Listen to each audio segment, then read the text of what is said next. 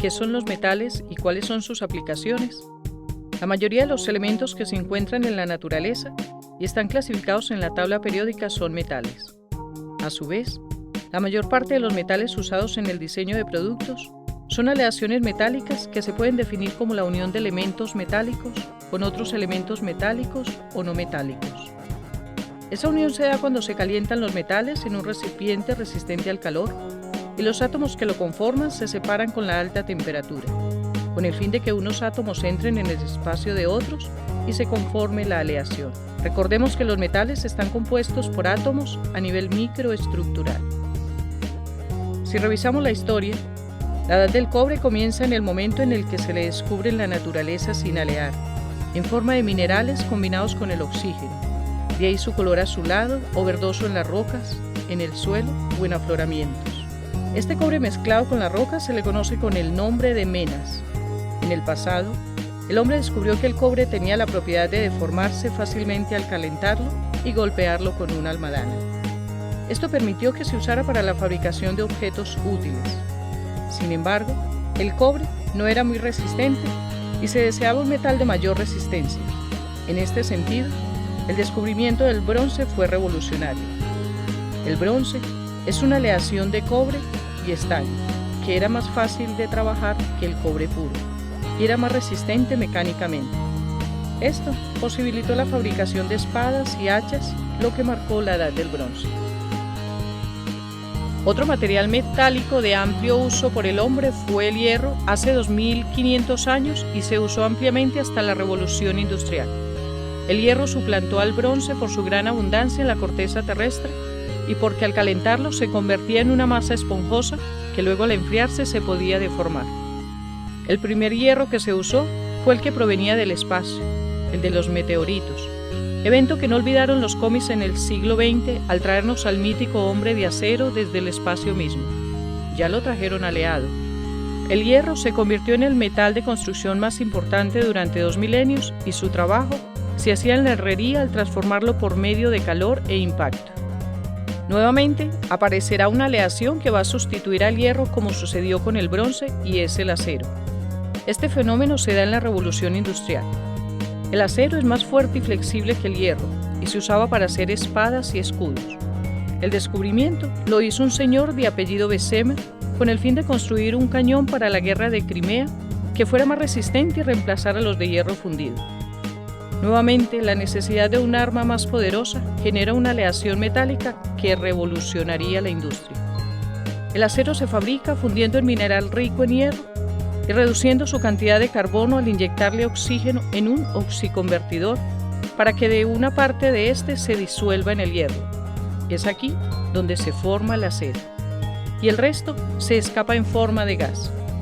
El acero se vacía en forma de tochos, elementos prismáticos, para transformarlo en perfiles, varillas, alambre o placas para la industria y el diseño. Esta materia prima posibilitó la construcción de vías de ferrocarril, herramientas para el agro, rascacielos, puentes y barcos de gran tamaño. Y obviamente, el automóvil que luego encontraría otro material metálico para su mejor desempeño. Después del acero se descubría el aluminio y sus aleaciones y otros materiales metálicos como el titanio, el magnesio o el níquel que cambió la industria. Un mundo sin metales es inimaginable. Empieza tu día. Los alambres del colchón en que duermes son de acero al carbón. El grifo que abres en el lavamanos es de una aleación de aluminio. La cuchara con la que revuelves el café es de acero inoxidable. Te montas en un automóvil de acero y llegas al trabajo y el pasamanos de la escalera es de aluminio. Trabajas frente a un Mac de aluminio que le llega la corriente eléctrica por un alambre de cobre y funciona gracias a la combinación de más de 20 elementos metálicos. Te desplazas hasta tu casa en una bicicleta de tubos de acero y cocinas tu cena en una olla de aluminio. Los metales están por doquier. Según la Agencia de Espacio Europeo, estamos frente a la nueva era de los metales. Aleaciones resistentes al calor para sistemas espaciales y nucleares. Materiales termoeléctricos que convierten el desperdicio de calor en energía, metales biocompatibles para implantes y sistemas magnéticos de alta resistencia. ¿Quieres saber qué propiedades tienen los materiales metálicos o aleaciones y cómo puedes alterar las propiedades para que cumplan con tus requerimientos de diseño?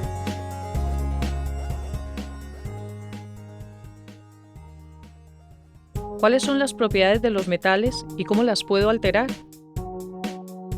Los metales son resistentes mecánicamente, tenaces, dúctiles, tienen altos puntos de fusión y alta resistencia térmica. Pero su resistencia a la fatiga, dureza y resistencia a la corrosión pueden ser menores comparadas con otros materiales. Por ejemplo, el oro es químicamente estable y los demás metales reaccionan con el oxígeno o sulfuros y se pueden volver vulnerables a la corrosión. La conducción del calor, de la electricidad y su ductilidad o capacidad de deformarse se pueden explicar por el tipo de enlaces entre los átomos que lo conforman. Cuando una aleación se forma, lo que sucede es que los átomos se van apilando en capas como cuando se apilan naranjas. Si recordamos que los átomos tienen electrones en su último nivel, estos átomos metálicos dejan que viajen libremente alrededor de ellos y no pertenecen exclusivamente a ninguno. De una manera colectiva, estos electrones que se sienten muy libres forman una nube o mar de electrones que rodean los núcleos metálicos o iones y forman enlaces metálicos entre los átomos que a su vez conforman el material sólido. La posibilidad de que se dé la transferencia de calor o corriente eléctrica en un material metálico se debe a que esta energía la van pasando los electrones de un lado a otro y por eso conducen el calor o la electricidad. También el que se deforme o sea dúctil se debe a que cuando se le aplica una fuerza al material, el colchón de electrones permite que el metal se deforme porque sus uniones no tienen una dirección determinada, lo que sí pasa en un cerámico.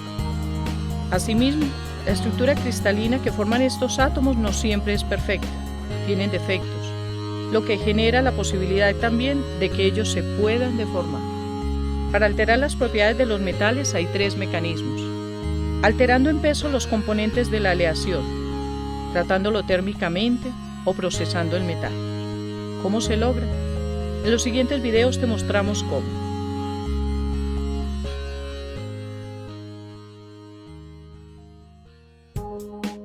Alterar la composición en peso de los componentes de la aleación y trabajando con la temperatura. Cuando se tiene un metal puro, los átomos dentro de él tienen una manera de juntarse formando una red cristalina. Al calentarse, el metal puro se funde y los átomos se separan porque los enlaces entre ellos se rompen. El fenómeno se da a una temperatura constante. El procedimiento es simple y se puede hacer en un laboratorio. Se pone en un crisol de fundición el metal, se introduce en el horno previamente calentado y se deja hasta que se funda. Una vez está fundida la mezcla, se saca del horno y se vacía la mezcla en una lingotera. Ahí se inserta un termopar que puede censar la temperatura de fusión inicial del metal fundido. Este procedimiento se registra en una curva de enfriamiento, temperatura versus tiempo, gracias a un software que registra cada etapa de enfriamiento en la curva. En el caso del metal puro, la línea es paralela al eje X, porque el metal tarda un tiempo en fundirse. No todos los átomos se funden al mismo tiempo. Ahora, el metal puro necesita alearse con otros elementos porque se necesita cambiar propiedades. Recuerden que el hombre pasó de la edad del cobre al bronce por esta razón. Si le agrego átomos de un metal a otro metal, se modifican sus propiedades, debido a que las fuerzas de enlace están cambiando. Estos átomos pueden entrar porque al fundir el material los enlaces se rompen y quedan espacios para que el nuevo material llegue o se introduzca en esos espacios. Lo que no se sabía era en qué proporción cada metal debía estar para que la aleación fuera más resistente. Ejemplo, en el bronce, cuánto de cobre y cuánto de estaño se necesitaba. El hombre empezó a experimentar por pesos. El procedimiento de fundir los metales en diferentes proporciones se repite, haciendo diferentes combinaciones, fundiéndolas y censando a qué temperatura se solidifica cada aleación. Esto arroja curvas de enfriamiento diferentes y con cambios de pendiente.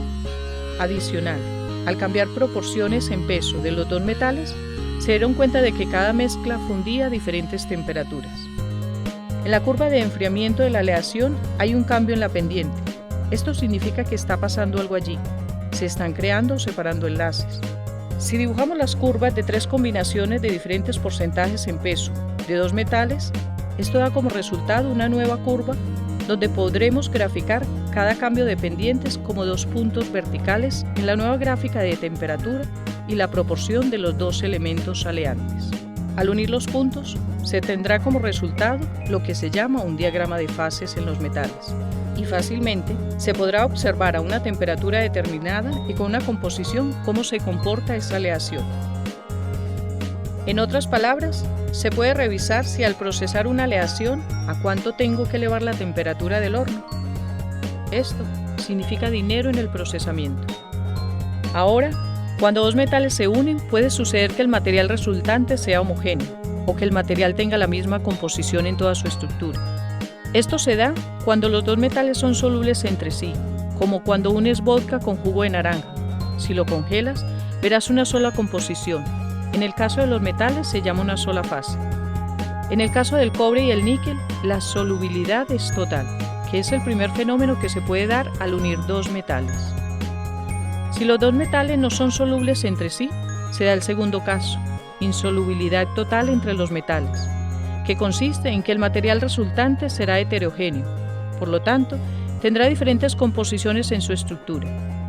Pasaría como si congelases un shot. Al observarlo, verá los distintos componentes del licor que lo conforman. Por último, algunos metales son parcialmente solubles entre sí, que es el tercer caso, debido a que esto depende de la temperatura. Nuevamente otro ejemplo, el agua y la sal son solubles a alta temperatura, pero si bajas la temperatura, la sal se precipita y no es soluble. Analicemos este último caso de solubilidad parcial. Se da con la aleación de estaño y plomo. Esta aleación se usa para soldar hojalata en la fabricación de latas de conserva, soldar circuitos eléctricos o unir bornes de batería. Cada soldadura necesita composiciones diferentes por la resistencia que debe tener a su temperatura en su uso. Dibujemos el diagrama del plomo y el estaño y analicemos qué pasa a una composición. Recordemos que el diagrama sale de varias curvas de enfriamiento. En este caso, trazaremos una línea a una composición determinada de plomo y estaño. Punto 1. Empezó el metal a solidificar. Punto 2. Aparece el primer sólido de metal alfa. Punto 3. Aparece un nuevo sólido beta en los bordes de grano porque uno de los metales es soluble en el otro. Como la aleación se está enfriando, los átomos que no son solubles se acomodan por fuera en los límites de grano y al bajar la temperatura nuevamente, aparecen fases de los dos metales que son insolubles entre sí. Si revisamos la composición, a la que el material pasa de sólido a líquido sin pasar por fases intermedias, podríamos decir que allí los enlaces se acomodan de tal manera que pasan a una temperatura constante de líquido a sólido. Esta composición inclusive funde a temperaturas más bajas del punto de fusión de cada metal por separado. ¡Wow! En esta proporción, las dos fases solidifican a la misma temperatura, y este punto se llama eutectic, que viene del griego eutectos, que significa fundir bien. Esta composición es muy importante, porque permite al que procesa la aleación saber cuál es la temperatura más baja de fundición y por debajo de las temperaturas de cada metal puro. Los taironas usaron este artilugio para fundir fácilmente la tumbaga, una aleación de oro-cobre, y así hicieron todos los objetos que hoy vemos en el Museo de Oro en Bogotá. A continuación, veremos el segundo método para cambiar las propiedades de una aleación y son los tratamientos térmicos.